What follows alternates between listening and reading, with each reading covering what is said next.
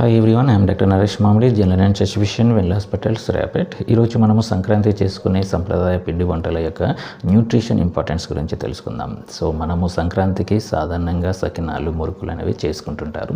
So ఇవి మనము ఫ్యామిలీతో కలిసి తింటుంటాము. సో వీటిని తినడం వల్ల మనకి ఎలాంటి పోషక విలువలు వస్తాయని తెలుసుకుందాము. సో సకినాలు అనేవి మనం బియ్యం పిండితో చేయడం వల్ల మనకి కార్బోహైడ్రేట్స్, అలాగనే సస్టైన్డ్ ఎనర్జీ రావడం, అలాగే సకినాల్లో మనకి నువ్వులు యూజ్ చేస్తారు కాబట్టి ఆ నువ్వుల్లో మనకి ఎక్కువ కాల్షియం అండ్ కొన్ని రకాల కొవ్వు పదార్థాలు ఉండడం వల్ల మనకి చలికాలంలో చలి కాకుండా ఉండడం, అలాగనే కొంతమంది పప్పు దినుసులు వేయడం వల్ల ప్రోటీన్స్ రావడం, అలాగనే కొంతమంది కర్రీ లీవ్స్, అలాగనే గ్రీన్ చిల్లీస్ వేయడం వల్ల యాంటీ ఆక్సిడెంట్స్ వస్తుంటాయి.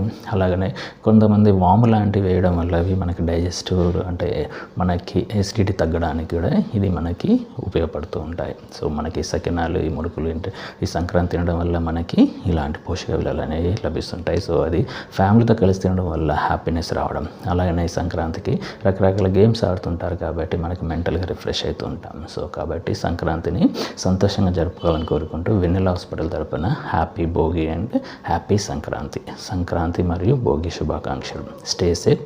Thank you.